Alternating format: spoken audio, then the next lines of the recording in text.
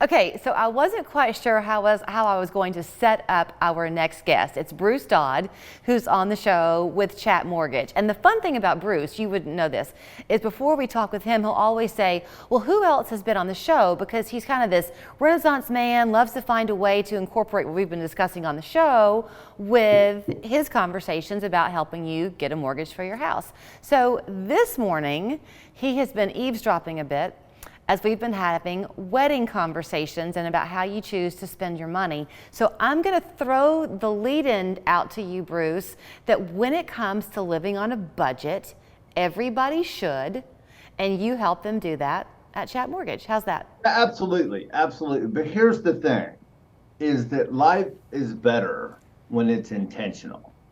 Life is better when you set up bumpers. You know, like when you go bowling, if there's bumpers in the gutter, you have a better bowling game. Well, life is better with bumpers. And the best way to have bumpers is to make decisions about things and set limits. And so I think that's important with a budget, because if you have budget creep, if you spend $1 more than you said you were going to spend, well, that's not a good thing. And so I think you just should set absolutes, and this is absolutely all we're going to spend on this. You know what? I need to learn that lesson better. My mom has this famous in our family, but my dad had died. She had to have a car. Money was tight, and she went and she had a budget of something like $200 for a car payment. And the people came back after much finagling, you know how they'll do, and they said, we think we've got it figured out. It's $210 a month. And how does that sound? And my mom said, that's $10 too much. And she walked away.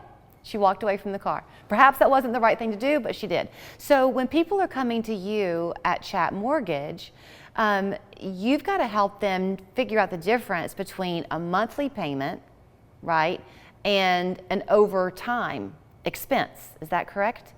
That's right. That's right. And then with real estate, you're also wanting to balance, you know, creating some wealth. Because if you look at it, real estate creates more wealth than any other asset out there. And so over time, real estates create more wealth in the United States.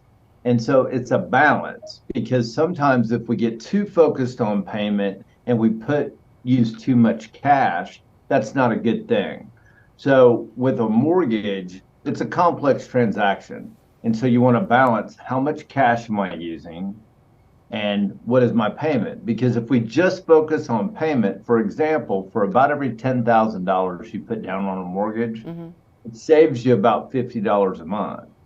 Okay. Well, for most people, they're only going to be in their first house 5 to 7 years.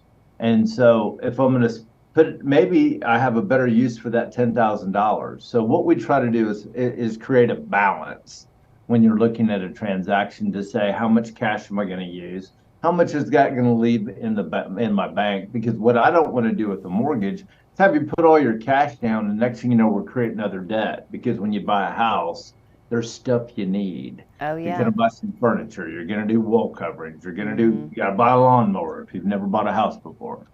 And so we don't want to just we don't want to use every penny you have, and then next thing you know, you got credit card debt. Right. Okay, so talk about the state of the economy as you see it right now. Is it still a good time to be buying, and are you getting multiple offers? Let's look at what's going on with real estate. If you don't own a house, I would argue most times are a good time to buy if you don't own currently. But real estate prices are continuing to go up. The elephant in the room on every real estate transaction right now is mortgage rates are high. However, we're seeing prices continue to go up on properties. We're seeing competitive situations to buy houses. So what I'm telling folks is, if you think it's competitive now, let's watch interest rates go down over the next couple of years, and let's see how competitive it is then. Because you have a lot of people that own homes now that don't want to sell them because they're sitting on a low rate. So I would say, if you don't own property, you're going to live wherever you live for a while, then you need to be buying a house. What is the current interest rate? If you've got good credit, what's a conventional interest rate? You know, there's a lot of gamesmanship in the mortgage business. And so if you look online, you'll see rates with lenders, and typically that's with your paying a bunch of upfront costs. I'm just not a fan of that, and I can show people why that's typically not a good idea for them. And so typically rates are in the sixes. Okay, so but that's not really high, is it? It's high if you want to consider it from the prism of 2021. It's high if you want to consider it from pandemic pricing. But keep in mind, there's only so many world pandemics where you have economic shutdowns across the globe. I think that's happened in my now relatively long life once. And so before the pandemic, the decade prior to the pandemic, about 5 of those years, rates were in the mid fives. About 5 of those years, rates were in the mid fours. So we're not that far off of where it's been from the last decade. I never have enough time to talk to you, and I hate that, but let me give people your phone number, and that way they can talk to you, right? And you can keep them.